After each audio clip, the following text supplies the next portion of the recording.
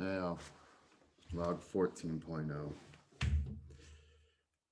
I really don't want to do this one today. I really wanted to do this one earlier this week. Like, almost thought about doing one earlier in the week. Fucking the cadence and just jumping on and doing one of these earlier this week. And now I really just don't want to do this one. I'm just exhausted, man, in more ways than one, not just like work related. So, what happened this week? Week I'll never forget, man. Uh, January 16th to be specific, which is technically when I last did this, but later on January 16th, uh, Nick got put down. Nick's gone. My mom had to do the deed. Animal control came through with the death penalty, and she went through with it rather than sacrifice him to what? Animal control, the pound, for them to put him down. She did it herself, but did it without telling me. Um, I thought the 14 days was Sunday for some reason. I guess the 14 days was Saturday. They came through on Saturday, I suppose. I don't know when exactly. I didn't ask that detail, but came through, told her, Nick's got to go. They got to kill him. He's got to, she's got to put him down. So she did. And then I found out on Sunday. She called me, you know, tears in her voice. Saying, I can't take this, blah, blah. She told me, what she tell me that she, I don't remember that big. I can't remember. She said she's putting Nick down or Nick's been put down. And I said, it must have been put down. If she said it was going to, I would have reacted differently. But I'm a little bit of a blank as far as what was even said. I can't even recall, even though it's so significant. Like how exactly was it said? What was said? All I said was nothing. She's like, boy, are you there? So I'll call you back. I was in bed at the time, just laying in bed doing what I do on the weekend, right? Nothing. Got out of bed and got to, and this was on Sunday. So Nick was put down the day before. It was relatively early on Sunday, definitely for her. So I did the math in my head, almost immediately understood that Nick had been put down the day before. It's like 3 p.m. or so, I think, my time. So quite early for her. Oof, really early for her. I need to double check that. When exactly did she call? I'm really curious. I want to get my facts straight on this shit, man. This is so significant. Like, how did this all play out? Like, it's already a blur for me, and I don't want it to be. And that's what this is all about, too, is to really document, remember the order of things, the sequence of things, like how my life played out, what happened when, and then what happened after what happened when, if that makes any fucking sense. You know what I'm saying? So let's see. When did she exactly call me? That time.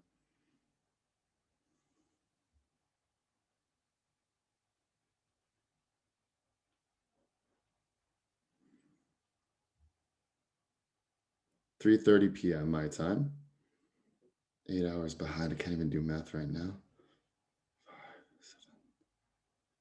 6:30. 6:30 her time. I can't even do math. 3:30 my time, whatever that was her time. It was early in the morning, obviously on Sunday the 17th for her. And I guess it all went down the day before.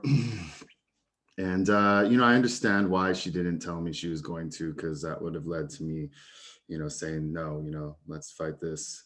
Especially because his first bite report was BS bullshit, straight up. Wasn't a bite. You know, it's like was not a bite. So you know, um, definitely would have done all I could to kind of like prevent it. Um, and she knows that. Probably would have been like a lot of like some tear field yelling back and forth and saved herself that agony on top of the agony she was already going through. She loved Nick. But still, for her to make such a big decision without like letting me know, concerns me more than upsets me. You know what I'm saying? Concerns me more than it upsets me. Scares me, really. And I think, I know why she didn't. She was scared about how I'd react, what I'd do, what I'd say. I understand. But she also needs to trust me a little more. So trust me not to, I don't know, trust me enough to let me know she's about to end my dog, our dog. It's as much hers now, too, Like, include me in that before the deed is done and I'm like powerless to do anything about it, right? Don't make me so powerless like that about something so important. I mean, it was the thing I missed most about America. In fact, it was the only thing I missed about America, man. I'll be honest. I don't mean to be like cruel or rude or whatnot, right? But like it was the only thing I missed about America. And I've been in here locked down and no social life whatsoever, you know, halfway around the world without any fucking real friends around, nothing, and somehow the only thing I missed about America was my dog. And being out here alone too was like,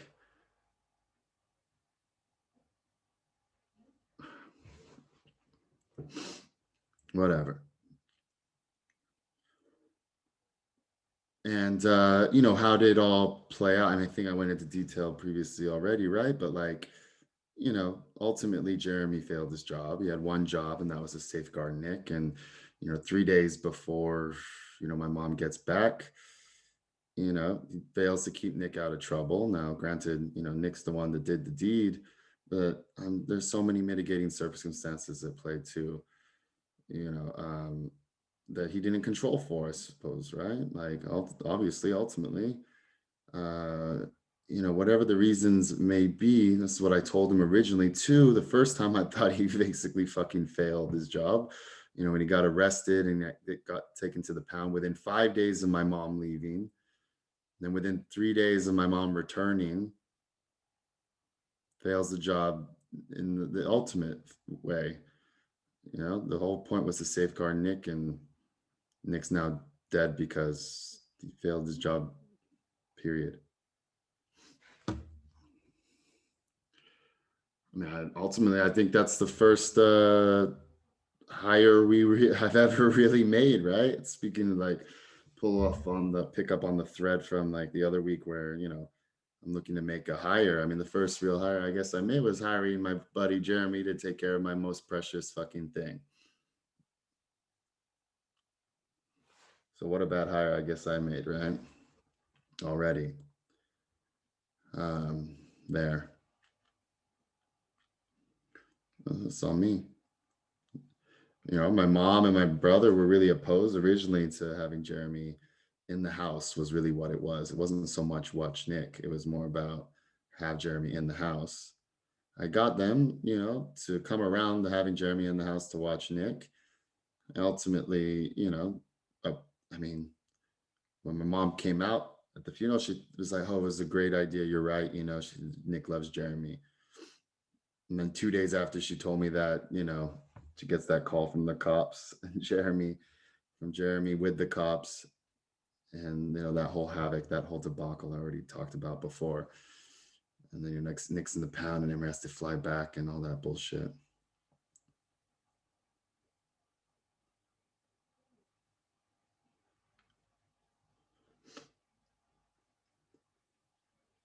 And after she called me, like I said, I just said, I'll have to call you back. Yeah, I'll call you back. And then I just got up out of bed and I just went grocery shopping. Like I threw myself into doing something. And most weekends, I don't do anything. Like I'm lucky to even get out to go grocery shopping. Like, I really even have the energy to do so, to be honest, or the motivation or whatever it is I don't have, whatever it is I'm lacking. I rarely do anything. But at that point, went and grocery shopping before the grocery store closed at 5, which is when it closes on Sunday. Stocked up on some stuff, came back, gave it a bit to decompress, not long. Then she sends a text, I loved him too, comma. I know that, right? Called her back, and she was relieved that I called her back and all that, right? I think self-admittedly in a tizzy. Tizzy's not the word she used, but you know what I'm saying. And all that time that I was basically where she was waiting for me to call her back, like I said I would. Um,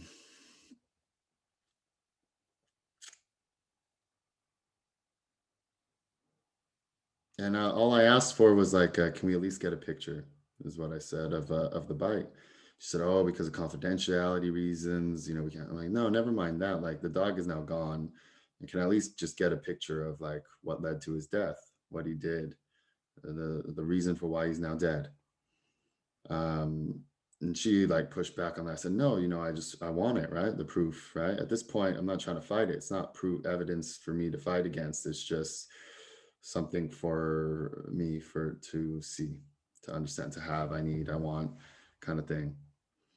And I doubt I'll ever get that. I can maybe push back on it some more, maybe. We'll see, because I know she wasn't about to ask anyone for it, to be honest.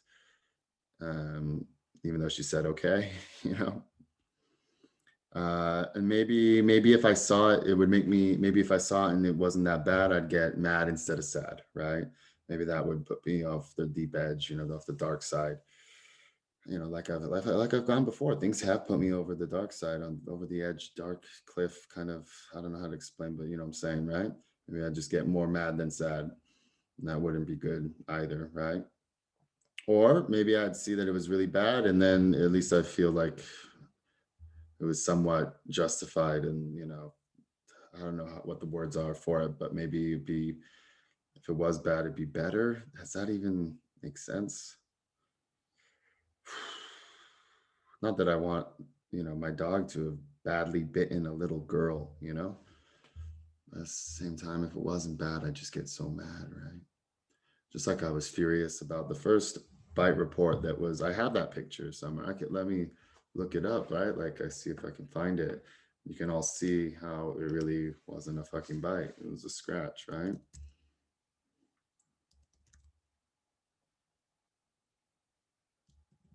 Bite, Nick. What did I even say?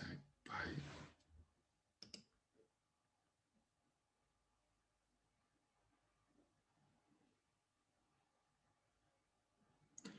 Wow, that's so weird, man. Okay, I'll share this, right? Let me start from scratch. I'll just delete the search, go back to the inbox and search and show this. Y'all can see the screen, right? Okay. Bite. All right. That's why I searched bite Nick. Nick Hoover Gege, Javite. No, that's not it. All right. Bite. I started bite Nick. Okay. Invoice, bite teeth, I guess. This caught my eye. Mission Bat phone. I'm Bat. My phone. So this person, boom. Her birthday is January 16th, the day Nick died. That's why it's crazy, right? That's why I'm showing it. Like, that's why. And even when I did this last week, I said, "Oh, it's January 16th, like somebody's birthday. Maybe I talk about this person." I'm glad I didn't. And actually, I shouldn't be sharing because that shows that person's email. But let me stop right there. And their name as well, which isn't fair. I don't want to be doing that. But that fucking is uncanny, man. Come on, Like, I know I make too much of things and coincidences and whatnot, but like, I just search bite, and the second result is, you know, uh, a person, let's just start there, a person whose birthday is the same day Nick died. And this time last week, when I said the date, by the way, like I did last week, or like I do try to every one of these, time is 2:47 a.m. Saturday, January 23rd, 2021, GMT. This time last week, it was January 16th. I stopped myself and said, "Oh, it's somebody's birthday day," and that's who it was. And that's also happens to be the day Nick died.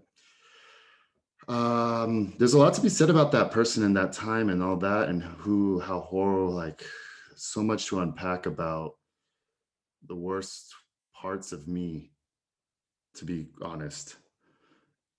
that person, right, kind of elicits so much to unpack about the worst parts of me, honestly. Most embarrassing parts of me, maybe I've been worse, but not as embarrassing. I've been worse. Worse, but not. But this one, especially embarrassing. Try it. I don't want to talk about that right now. I don't have the energy for it. But really, okay. So, what I will say is what was especially heartbreaking about all this is the other day, my brother texted me and said, I've assumed bedtime notification duties, and what that means is he's in Santa Clara right now with my mom. And what it is that my mom has this really horrible habit of falling asleep when she's watching TV, and she always watches TV later in the evening, always falling asleep on the couch in front of the TV. But when Nick was there, he would always prod her to go to bed. It was hilarious, right? He would prod her with his nose, poke, poke, stare at her, sit, look at her, poke, sit, look, like bully her into going to bed, even before she was ready to go to bed. Like, when he was ready to go to bed, he would just poke and prod and wait and stare and basically bully her into like bedtime. Um, but now that he's not there, she's, falling back into her bad habit of like falling asleep in front of the TV. And what was especially heartbreaking about it is that my brother's there now, sure, but he's very rarely there. I think he probably was just there this week because of, what this week was, they're probably there to support my mom a little bit. Maybe. I don't even know. I didn't ask, so I just assumed, but I'm glad he was there, right? This week. And when he said that, that was like maybe the most heartbreaking part is I don't know about the most heartbreaking part, but that was just salt in the wound sort of thing. Because once my brother's gone again, which he will be, I wouldn't be surprised if he's not there now already, right? It's just my mom home alone, falling asleep in front of the TV on the couch at night. It's so sad to think about, man. Like, and she's had it hard recently, right? So she came out here. The whole reason Jeremy was even watching Nick, no name drop, right? But whatever, the germ was even watching Nick was because her sister passed away. Her youngest sister passed away. She came out here for the funeral, stayed out here to be with her other sister while she went through her hysterectomy. Also to support like her grandparents, which are having a horribly hard time about losing their youngest, you know? And That's why she was out here. That's why she stayed out here. And then to go back, I know she was looking forward to seeing Nick, right? I know it. She said so herself. And then to go back and have to put Nick down, like go back, and that's like the first essential task. Like, and now she's an empty nester. She really hasn't been an empty nester. Like, for better or worse, like we've boomeranged on her, me mostly, not so much my brother, but when I went to college, my brother was still in high school. Then when my brother went to college, I came back from college basically. And then there was a time where like my parents reunited, so they were together again, and then even remarried. And she was with my dad again. Then they re-divorced, and then she was back here. And then my brother was with her for a bit. He was in the area with her when she was back here while I was like living in San Francisco or so. Then eventually I came back to live with her. I've been living with her since like 2016 up until the beginning of this year, up until February, what, 4th, 5th of this year, of last year, rather, right? And then basically since February 4th or 5th, it's been her and Nick, just her and Nick, and or I think occasionally Emery, obviously. And now it's just her. I really don't know that she's been an empty nester for any real sustained amount of time. And granted, my brother's not far off right now. He's like floating between LA, Sacramento, where his fiance now wife's family is. LA for a while, because he's going to school down there, but who's really going to school? It's all remote right now, anyhow. And then floating between like LA, Sacramento, South Bay, basically. And then in August, or probably before August, actually, because the job I think begins in August, him and his wife are moving to Arkansas, um,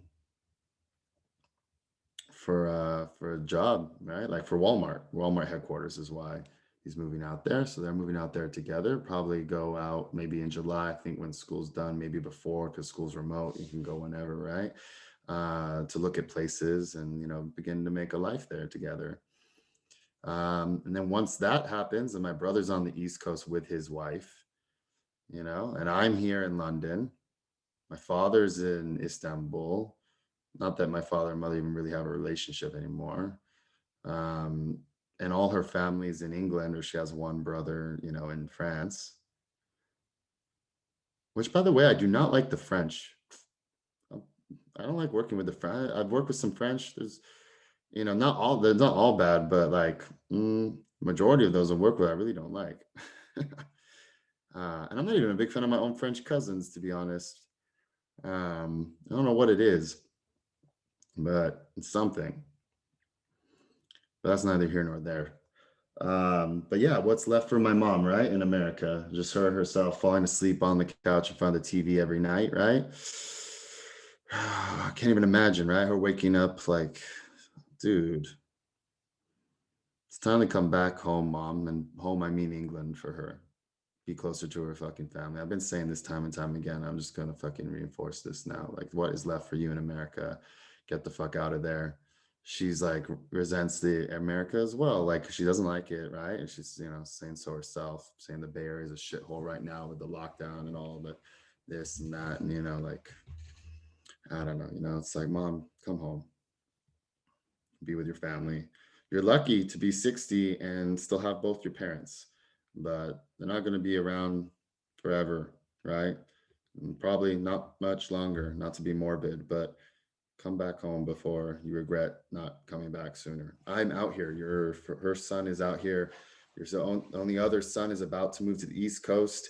Once he moves to the East Coast, you're as close to him from London as in England. She wouldn't be living in London. She'd be living in Yorkshire. You'd be as close to him from England to Arkansas as Arkansas to the Bay Area, basically.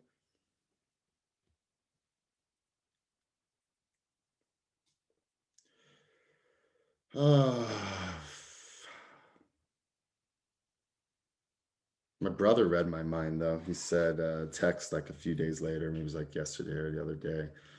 You get that Nick tattoo yet?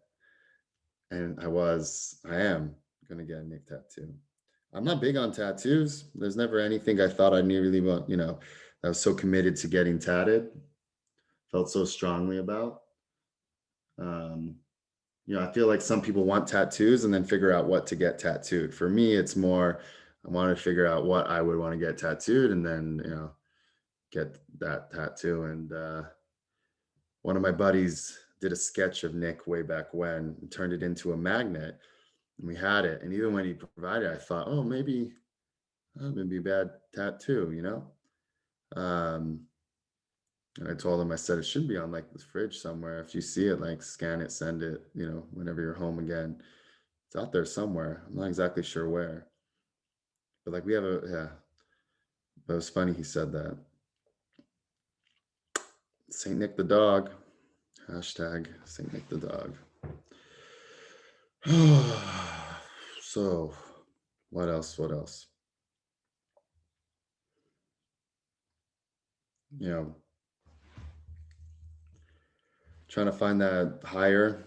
I realized I talked too much shop talk. That was my big takeaway last week, even before all this, was that I really need to not stop. I need to stop talking about work and really talk about like more profound fucking things. Really talk about thoughts, ideas. Not so much work. Like my whole life is such like my life is more of a task list than a novel right now. I don't know, maybe that's not true. Maybe it'll turn, in retrospect it'll be more like a story, but like I feel like my day to day is just I'm living like a checklist, not like an adventure, you know but I got to make this higher so that I can free up my life a little bit so that my life isn't just task after task after task so that I can really free up my mind, my life, my headspace, my mind space, my like life for a little bit of a adventure, creativity. I don't know, you know?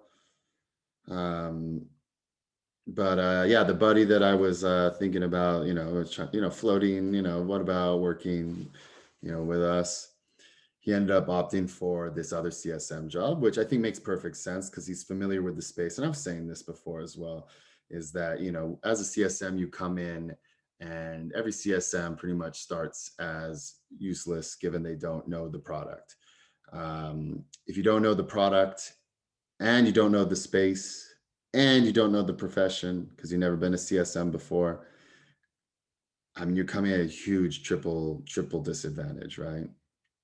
At least with this other CSM gig, he's coming in understanding the space, right? Comes from that space. And he can really focus on, um, you know, up learning. What does up learning even mean? It just means learning, right? Like learning up on being focusing on learning all he needs to be about the profession, about, being a CSM and the product, and not have to also be overwhelmed about having to understand or learn the space. So I think that's good for the confidence too, as far as being a CSM, is even just understanding the language. I mean, your whole job is to be like a guide as a CSM. And if you don't understand the product or the profession, you know, or the space, right? I mean, even just using like the inappropriate nomenclature for something will just kind of discredit your um uh what's the word? Discredit may not be the word, but like undermine uh your position as a guide, Sherpa, expert that the CSM should be. Even if you're like using, I mean, I feel it even myself when I'm talking about APIs and stuff. Like if I'm not using the words right, like like am I better be using the nomenclature correct, right? Otherwise, it just undermines my position of like being a guide of any kind. But yeah, I mean, so I'm proud of it. And hey, you know what? I said to him even then, I said, look, go take that job and go learn how to be a CSM on somebody else's dime, and then maybe I'll poach you in a year's time, right? Which works for me. Yeah. It's kind of how I thought about this other guy who ended up going to customer. And we were kind of talking about maybe him working for us. I didn't really like, neither of us really pulled the trigger. And I know he'd rather be where he is now because he always wanted to work for Facebook. He always said that since we were first friends, and customer just got picked up by Facebook. So, it's his in, right? I wasn't gonna about to, try and throw a curveball, in the way of something I know he's always wanted, right? And even there though, I thought, like I said too, like, yeah, go learn how to be like an implementation manager there, customer, and like I'll look to poach you in maybe a year's time myself, right? So sure, no hard feelings there. I think he made the right decision, to be honest. It just means that more work cut out for me to find my first hire, that perfect stranger, find them from scratch.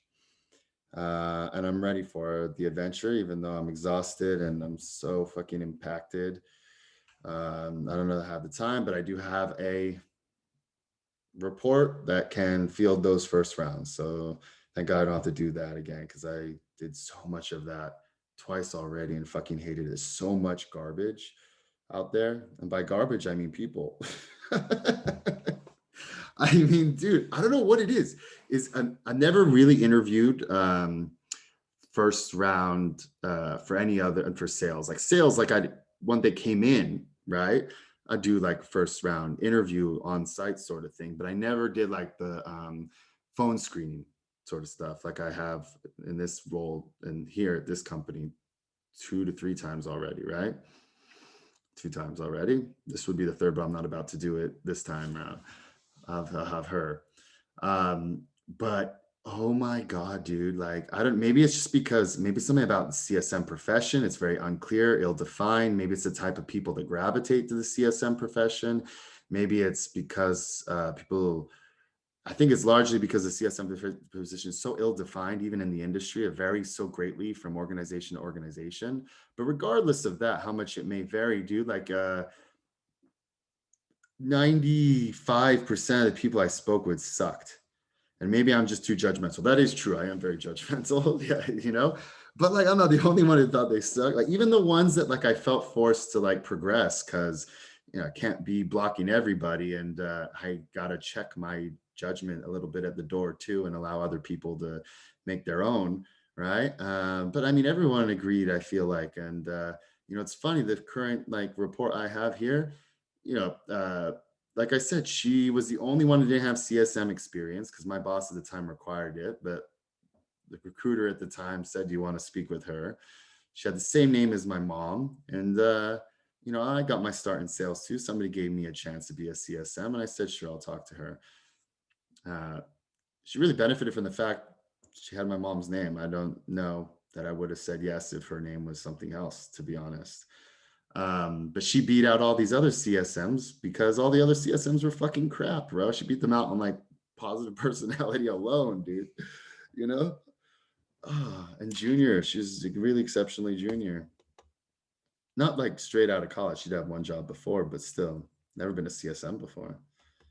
And that was like requirement number one that my boss said. But this one without that one requirement, hard requirement, beat out all these other crap CSMs. And then prior to that time, there was this time I did it. Oh, it was exhausting. I feel like I've always been busy in this job, right? It's never that I've not been. But then I probably interviewed like, I want to say at least over 2 dozen candidates, crap after crap after crap. Now, granted, I wasn't using any recruiter then. I was just, post a job to LinkedIn, and we were a no-name company, but we still were kind of sexy. It's AI. We did at that time just have like a bunch of money, like a 20 plus million Series A. So granted, we may be no name, and let's see that the company was based in the UK, but we still had SF office and just closed 20 million Series A, and we're AI after all. I thought we'd get some like decent candidates come through, and like really not, man. I was really surprised. Um, and I still haven't made sense of why that is. Like I said, I don't know if it's because of us, if it's because, at that time we had good Glassdoor reviews too. And we went through the horrible time, and we still have those horrible Glassdoor reviews from that horrible time. Um, but uh, but at that time, we had good glass. We had it all. If you're looking for like a hot Series A startup, and still it was impossible to find anybody decent. And then eventually, who we did hire ended up being a disaster for me personally, a disaster for me. We did not work well together at all. That was a misfire for sure. Now, granted, like I didn't technically make that hire, but I also didn't stop that hire, and I also progressed that person through to kind of the last round. But it really was just she was the best of a lot of nothing. And I was exhausted with searching, right? And I said, okay, we'll just make an offer to the best of the crop that we could find. There was one other that maybe would have been better than her, I believe. But that person ended up deciding to stay at the job they were at, and they were based on the East Coast anyway. They weren't about to relocate to SF anyhow. So there's only one other person that, quote unquote, didn't get only one that got away, right? But all the rest were just such horrible shits. I mean, that's horrible to say, not horrible shits. They're just not strong candidates, and she was the best of the of the many that I spoke with. But it still ended up being a horrible experience. It's like walking on eggshells. We did not can ultimately connect or jive or get along, really work together well at all. Fortunately, the other CSM that kind of transitioned to an IM role, her and I got along really well, worked together really well, but then she eventually left. Um, so I don't want to make that mistake again. The worst thing in the world would be to have a hire that I regret hiring. you know, this is my first hire, guys. Got to get it right, right? And recruiters fucking suck. I hate recruiters, bro. Like what they're sending me right now, I just got fucking like 7 resumes or whatever. Finally, she sent them.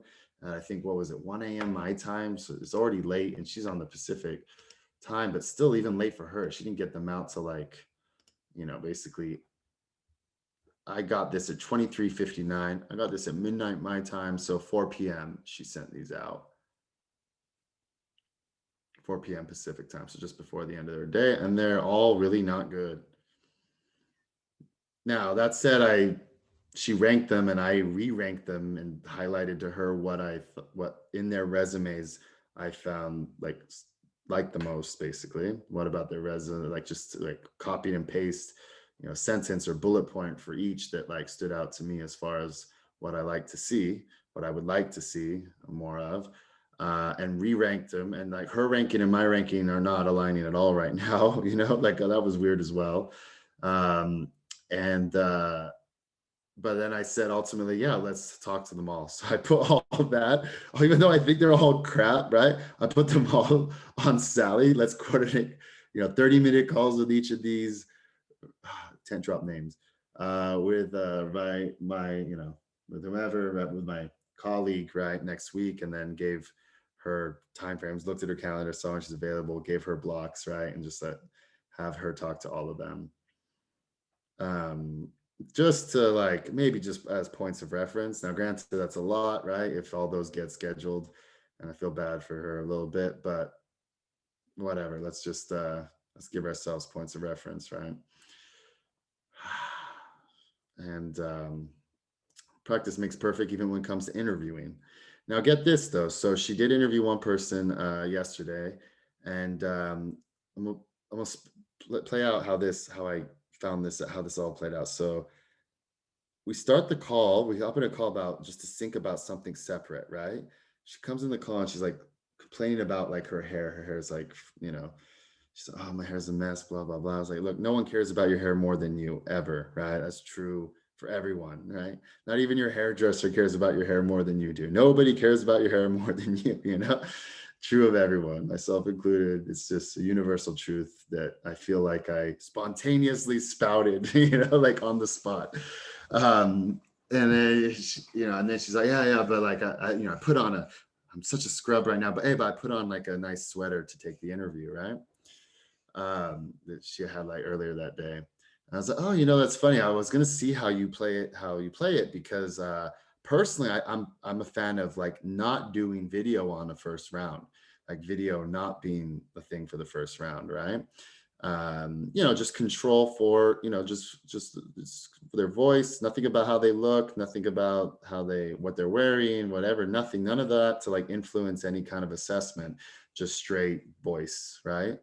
um and I'm big on voice, right? Like whether it's, I don't know, just big on voice just in general. Like, i mean it's a it's a top thing I look for in like even like a lover, bro. I gotta love their voice, like their voice at least, and love their laugh. I mean, if you love the person's laugh, it just makes you want to make them laugh. It just makes you more funny, right? Like it just implicitly, it just changes you, right? If you love the person's laugh. um but anyways, so that said, and she said, "Oh, well, it's okay. Like she didn't turn on her video, right?" I was like, "Oh, okay, but you did?" And yeah, she's like, "Yeah." And I was like, "Wait, did you keep your video on?" And she's like, "Yeah, the whole time." And she didn't turn her video on ever. Yeah, she didn't. And I was like, "What? No, okay, she's out, right?" Like immediately. Like that's how judgmental I am, right? But I'm like, that's like against etiquette in my book. Like, what the fuck? Like, she thought it was a non-issue, but I was like, wait. So you're telling me that you came into that call, your video was on, her video was off. You kept your video on the whole time. She kept her video off the whole time. Like, I don't even need to hear anymore. Like, she's out, right? Obviously, I went on to hear more. We circled back to it, but I was like, okay, let's talk about whatever this other task we were syncing on, and then we came back to it. But like for real, like I really believe like any time I hop on a Zoom call, like I got to be ready to turn on my video. And anytime I've ever interviewed, there's been many a time where it's unclear whether we're going to be video or not, and always come into it no video because I'd rather not do video, right? But if their video is on, I immediately turn my video on. Maybe not immediately. I give it 3 seconds just to see if their video is accidentally on, right? If they keep it on a 1, 2, 3 beat, then yeah, I turn my fucking video on and I'm prepared to turn my video on. Um, And like same with like new customers, right? So new customers, you never know. Some customers never turn their video on. Some customers always turn their video on. And as a CSM, you know, because I meet with these customers weekly for the most part, I know which customers the video is always on, which customer video is always off, right? But like when you first speak with somebody, like you don't know, is this the kind of customer where their video is always off? A lot of the enterprises video is always off, right? A lot of like the small guys video is always on. And you become accustomed to knowing going into the call how it's going to be, right? And I prefer when there's no video. But that said, when I speak with them for the first time, for instance, or the first few times, right, or never spoken with them before, I always come in with my video off, just so I'm not prompting the turning on a video because I'd rather not have video. But if anyone has their video on as a CSM, like I give it a 5 beat maybe, you know, and then I turn my video on, right, to mirror them, right? It's only fair. Um, and you know, I feel the same way about like a candidate and an interviewer. If the interviewer's got the video on, I think it's customary that the candidate should turn theirs on too, and expect to, especially if it's not said beforehand whether it will or won't be. If it's going to be a Zoom link, like expect video, you know. Um, and a lot of these recruiters too have been like, it's like, let's set up a bunch of people like, let's set up a call. No, I'm not taking an international call. I'm in the UK, right? Like, no, let's set up a Zoom and then we can dial in, sure. Like, but you know, I'm not calling you, fuck off. Like, and if you call me, I'm not even sure. I think that charges me too, maybe. I don't know, actually. Like, let's hop on a Zoom. But anyways, and then later I asked her, I gave her my 4-point scale, not my 4-point scale, mind you. This 4-point scale was imparted onto me by my former CEO. And I was such a fan of it. I'm like, paying it forward, not paying it forward, but like, you know, I adopted it, right? And imparting it now. So 4-point scale works like this, right? 1, if you hire them, I'll quit. 2, I would hire them, but like you could hire them. That's okay if you think, right? If you think it's a good call. 3, I would hire them. 4, if you don't hire them, I'm gonna quit. Right? You know, like that extreme. And I thought it was a clever little clever, easy system, right? It reminds me of the first time. I love the GPA system, I guess, and maybe I'm just partial to it in general, because there's this another point system that was introduced to me by a buddy at another company for girls, right? Fuck the whole 10-point scale. It's 1, would never. 2, would but wouldn't tell anybody, wouldn't want anybody to know. 3, would and would tell my friends. 4, would put a ring on it, right?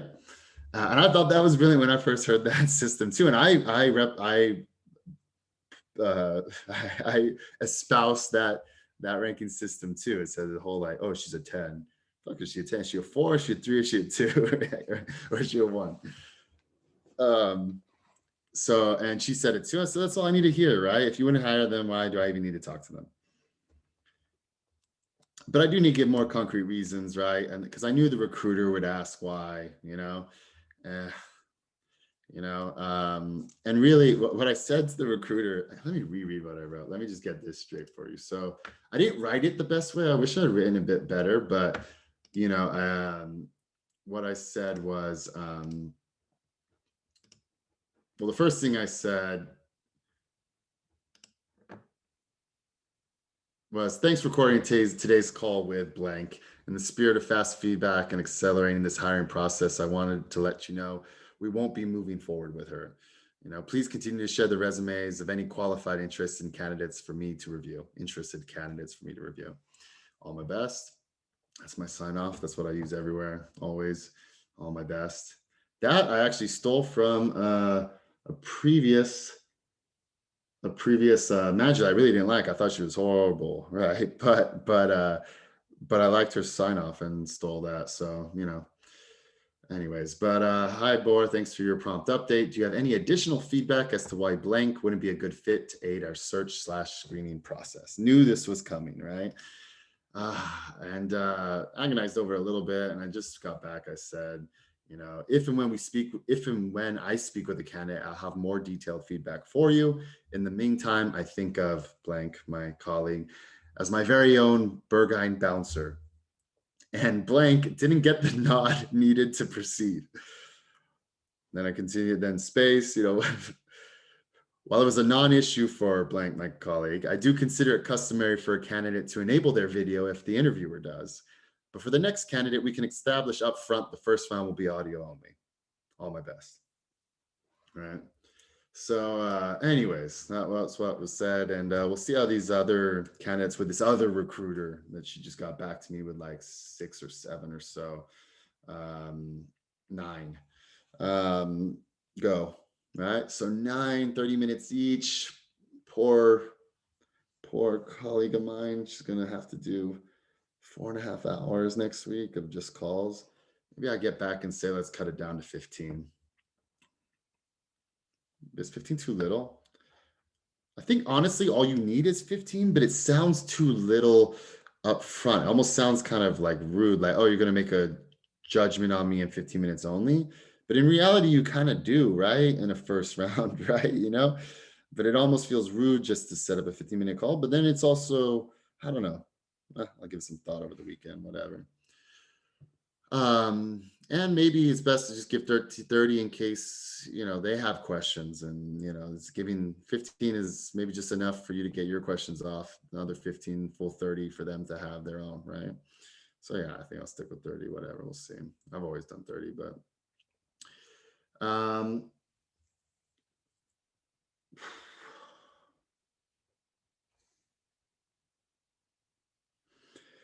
I was up till like 5 a.m. last night. That's all. I'm so exhausted as well. And I had like I had a board call yesterday. I was so exhausted that like I felt my eyes getting heavy in the board call, right? And like board call is like incredibly engaging for me personally. Like I speak in it too. And like this one I spoke in less than ever, right? But it's a big deal. It's important stuff, right? And for whatever reason, I was just so exhausted. I was hitting that like 2:30 feeling, even though it was like 4 o'clock, and it's just like the 5 ounce was wearing off or whatever it was, and I was just my eyes were getting heavy, and I just have a bad habit of like falling asleep if I'm not engaged. If I have to sit and listen to something, whether it's a lecture, like I've said this before, there was like one college lecture I went to twice a week, all for a whole quarter, fell asleep every single time. Countless other classes would always fall asleep in. Times where even teachers, professors rather, uh, like basically chew me out for falling asleep. Like, what is your problem, right? Even example of like at the previous job I was at, like, falling asleep in the weekly meeting with the CRO, like in my head, not enough, not enough. I'm being told by that manager, mind you, that I just said I didn't really like, but stole her sign off, right? Even took me aside once and said, just stop coming to the most important week meeting of the week, right? The meeting, it was every Friday, and everything led up to that week meeting every week. But if I'm not talking or expected to talk or whatever, like it's bad. My brain just shuts off. It's scary. At that time I wasn't taking Vyvanse though too, and then when I got back on, that definitely helps with it to prevent for that. But like still, uh, it's a weird thing. But anyways, also I was up till like 5 a.m. last night talking to a good friend. And like he's in Taiwan right now, right? And he's been in Taiwan since I forget exactly when, but like November, maybe December. So, and the plan was to be out in Taiwan for like, a good amount of time, maybe 6 months or so, just his big adventure basically, which I'm excited for him to like break out and do that. And he's Taiwanese too, and he has like this gold card thing that they have or offer.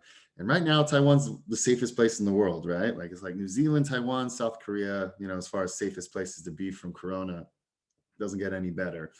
What a time to like be there. Such a justified, move too, if you think about it.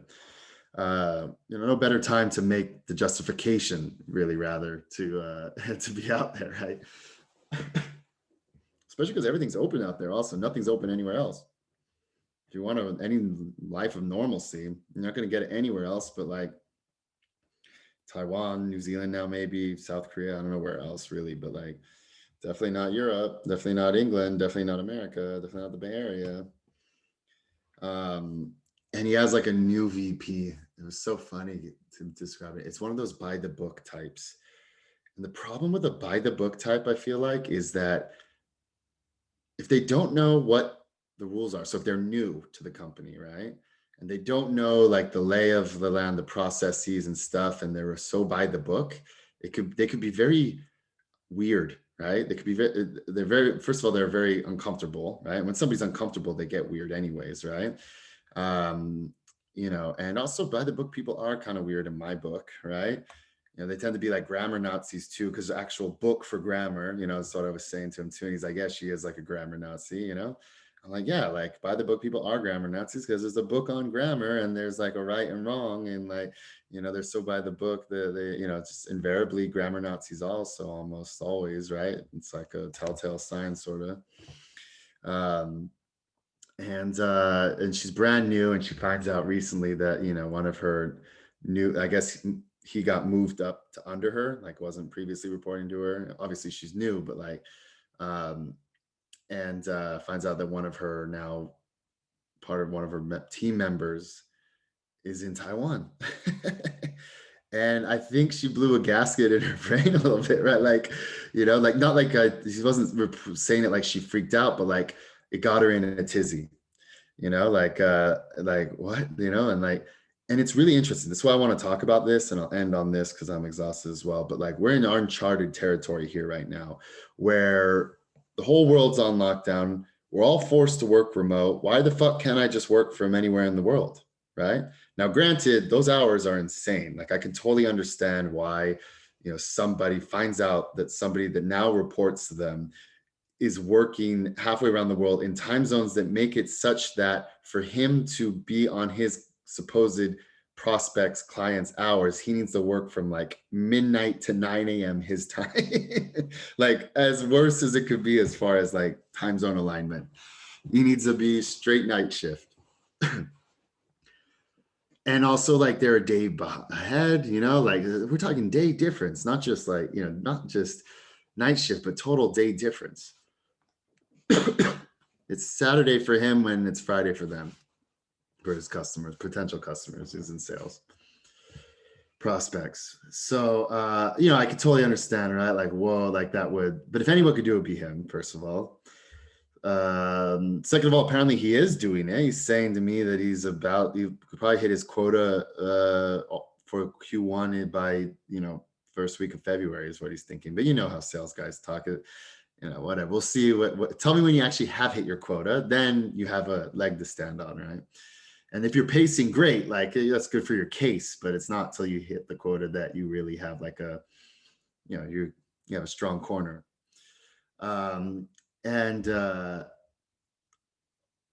she, I guess, told him that she has to come back. So first of all, he was telling me that she found out like a week ago and sat on it for like a week. And, you can understand what she was probably trying to figure out what her real recourse is here, or how to approach this, right? And then apparently when he talked to her about it like this week or whatever, she says side time, we need to talk sort of thing. And said that like he has to come back, right? Like and I think she even gave a hard date. And then, but as far as the reasons why she has to come back, she gave like very broad strokes, right? There was no like very specific, like this per company policy or per legal reasons that you need to be, residing in the U.S. I mean, he's a U.S. citizen, but that he needs to actually be residing in the U.S. while working remote. She didn't really give a real reason, which is interesting because she had a week to sit on it. So you'd think she'd go find like a real concrete reason and just at least lay that out, but didn't. So maybe she couldn't find a real reason. Maybe she didn't really do what she should have and found a real reason, right? Concrete reason why he has to be back. Or maybe she really didn't understand the reasons that she kind of sort of uncovered. I don't know, right? But didn't really give one as a thing. And then he also told me that like the CEO, who happens to be Taiwanese too, and I used to work at this company, so I know them, right? I know the CEO. I was employee number 7 there, right? Like, and he's been there. This is good background on this whole context of this too. He's been there longer than anybody, but the CEO, the CTO, and the VP of product, right? Who I all know as well, right? Like when I joined before the VP of product, and it was just me and the CEO, the CTO, and like and 2 engineers, and three engineers, and that was it, right? When I first joined. And did I add up? I don't know, but but then the VP joined right after me, and anyways, but yeah, he's been there long. He's been there over 6 years, right? Like, and he's done well. He's been like spotlighted, President's Club, this, that, the other thing, and recently spotlighted as well. So it's not like he's just like an old dog that can't be fired sort of thing. He's like been performing like lately, like recently as well, not just, been there forever, knows the ins and outs, and is just like, company, like the giver, right? Knows everything sort of thing, right? Knows all the memories that other people weren't there for or whatever, right? Ins and outs. Um, um, and he's also a wild card by nature. Anyone who knows this guy knows he's just a total fucking wild card. Like, it just is who he is. He always has been, right? Like, and it's so funny that he's managed to string together 6+ years so successfully. Not because I think he's not competent, but like he's just such a wild card. So for him to pull it off, it's like the wild card's making it happen, and that's the boldest, best type of way to accomplish anything in my book, right? Not by the book. He's not by the book. He's the opposite of by the book. She's so by the book. He's the very opposite of it. The two shall meet, and, don't fight her for sure, Mike. Don't fight her, of course. Like, your boss can always fuck your shit up, right? No matter what. You can always fucking make life suck for you, no matter what. I don't know that she can or will straight up fire you, given you've been there so long and done so well, and you are doing well recently as well. But she can easily just reassign your territory and fuck your shit up so that you do fail, and she does have reason to fire you, right? Like, that's very easy for her to do too.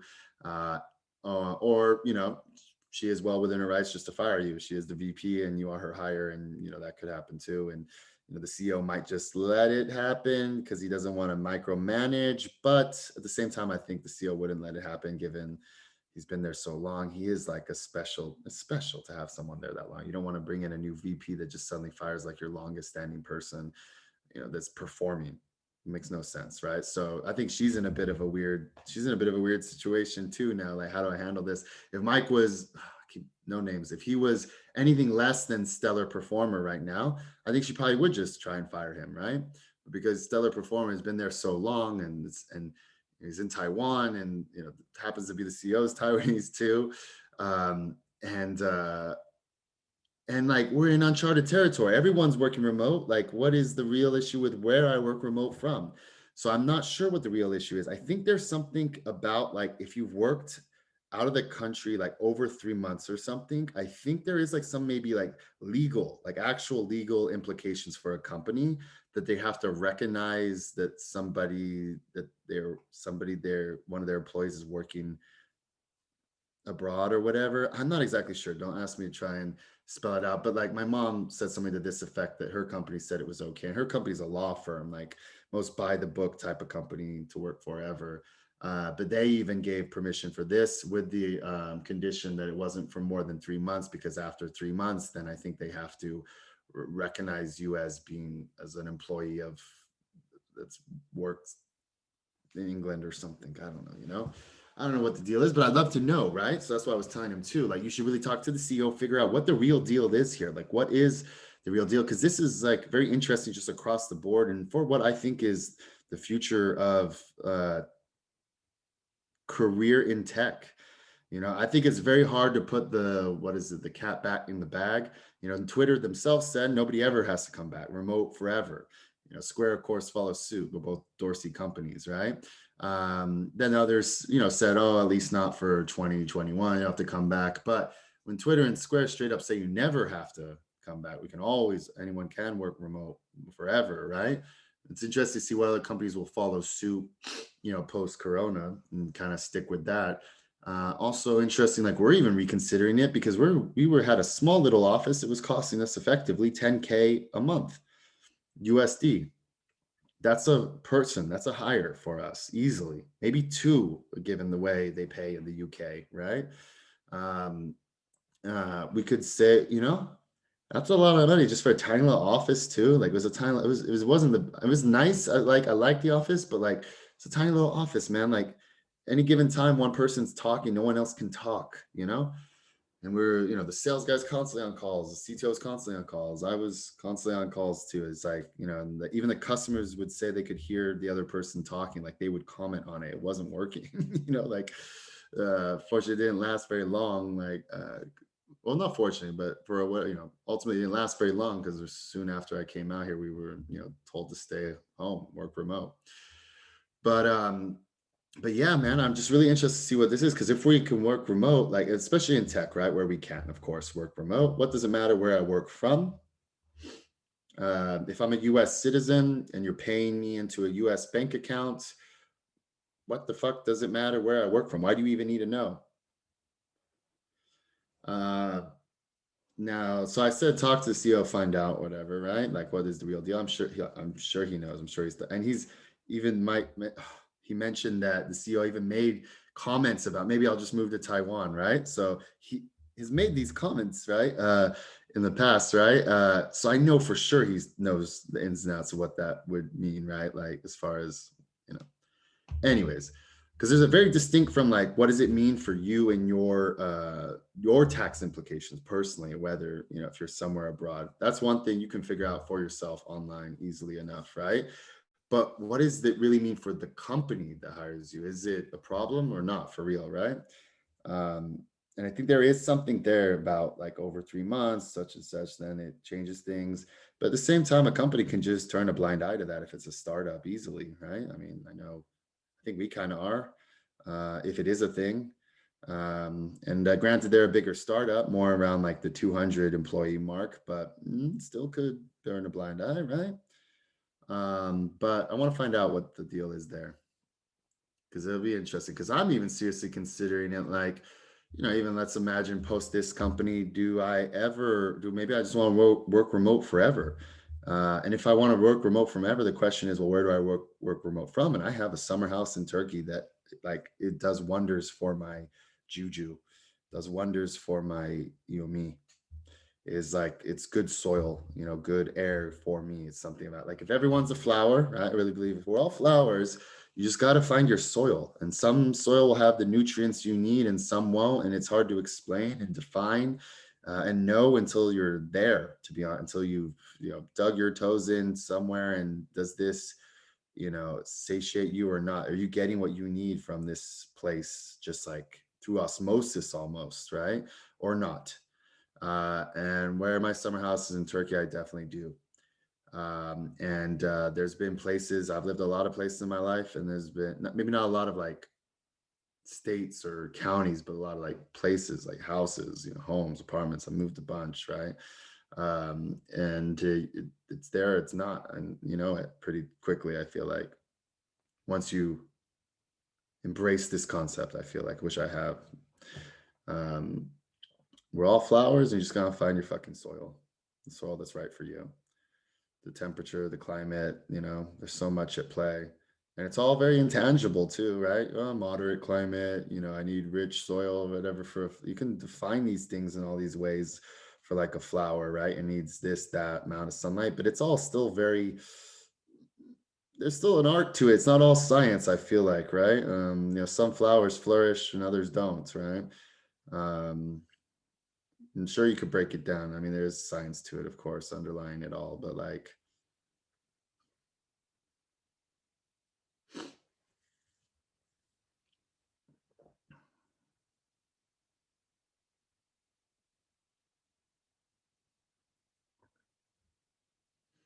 so let's see how that plays out. Right? I'm really interested in that because, like, I'd love to just work from Turkey, but I don't want to be paid like a Turkish employee, right? I want to be paid Bay Area dollars, living at my summer house in Turkey, ideally, in the future, or just start my own shit. That's easy enough, right? That's the real answer to all this bullshit by the book type of problems we have to figure out. For answer to it all is be your own boss.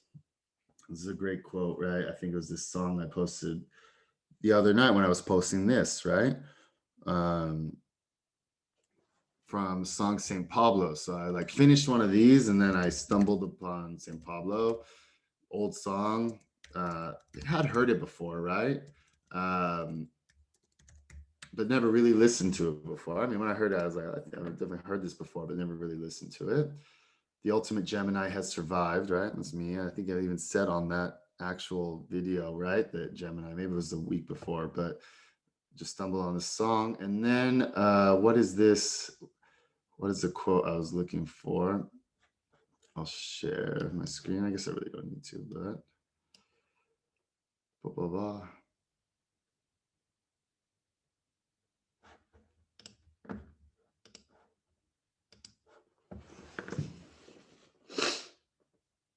I posted this the day Nick died. Saint Pablo. And his actual name is Saint Nick, by the way. You know, like that's the name he came with. Saint Nick. Spelled Saint spelled out Nick. Coincidentally, you know, it was obviously before he died, but where is that? Where is that line?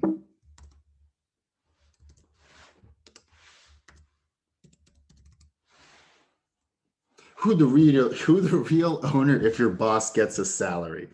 You know, I think that's a pretty good line. Who the real owner if your boss gets a salary? So with that said,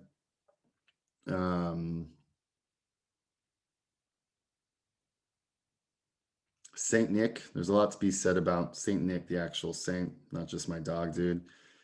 He's a patron saint of so much. I was looking, I've known this for a while, and definitely once I got Nick, I looked up like all what Saint Nicholas actually is about. You know, his day is Thursday, which has always been my day. I always thought that was a cool coincidence. Most Thursday's been always been my favorite day.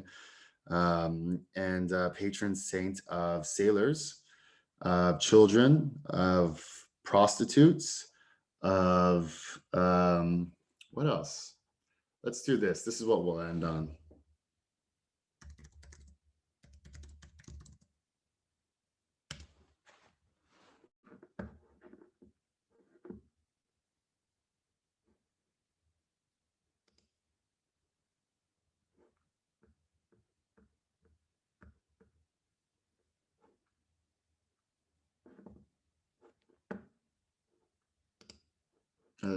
I thought that was patron. There's one to pay patron saint of.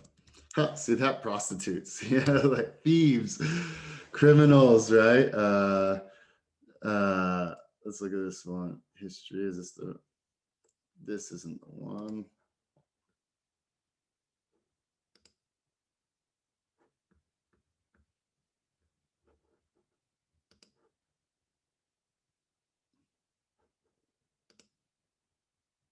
Okay, this is the page. I was on that. Okay, so patron saint, apothecaries, pharmacists, druggists, not druggists, druggists. You know, patron saint of so much. I don't know how accurate this list is. I mean, can you really be the patron saint of all of these? And some of these, I'm pretty sure. I feel like there's have other patron saints, maybe not. I don't know this Catholic shit, but like school children, ship, sailors, students, prisoners, prostitutes, um, lovers, I guess, judges, right? How can you be the patron saint of all these things? They're all so disparate, thieves, virgins, what the fuck? Like, wood turners, what? Miners, right? I mentioned miners the other in Russia, I guess. I guess in other countries, if you're a miner in another country, your patron saint's different. What's the patron saint of miners in not Russia? What's the patron saint of English miners? What the fuck? Anyways, patron saint of all this. And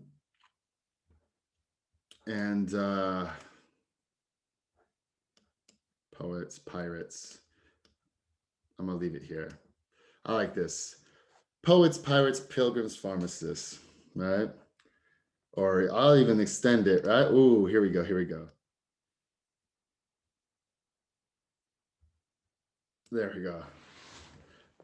I like that. I'm gonna screenshot that. I don't know why it's highlighting the pilgrims because it's linked.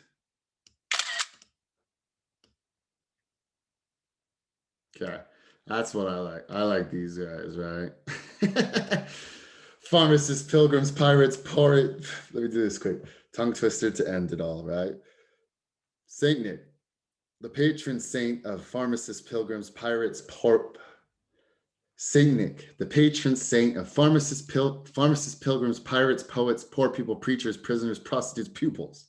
I love it, man. I love it, man. And with that said, I love you, Nick. Miss you, Nick. I'll see you on the dark side of the moon, sort of thing. Um, this is what I actually wanted to talk about, is like what I think about like the afterlife and all that. But this is far too long already. We'll get into that another day. But like, there's how I think about life after death hugely affects the way I live life. I mean, that's not a profound at all. I think it's true of like a lot of people, but like, um, I'll just give an example and I'll leave it at this, right? Like, I believe in past lives. I believe there's people I met in this life and I meet them and I'm just like, dude, I knew you in a past life, right? We were friends in a past life. We were in the trenches lighting each other's cigarettes in a past life for sure, dude. Something about you, I feel like I already know you, and you feel like you already know me. You feel it too, right? Like there's that kind of connection. I really believe in past lives, but it also implies, also means I believe in future lives too.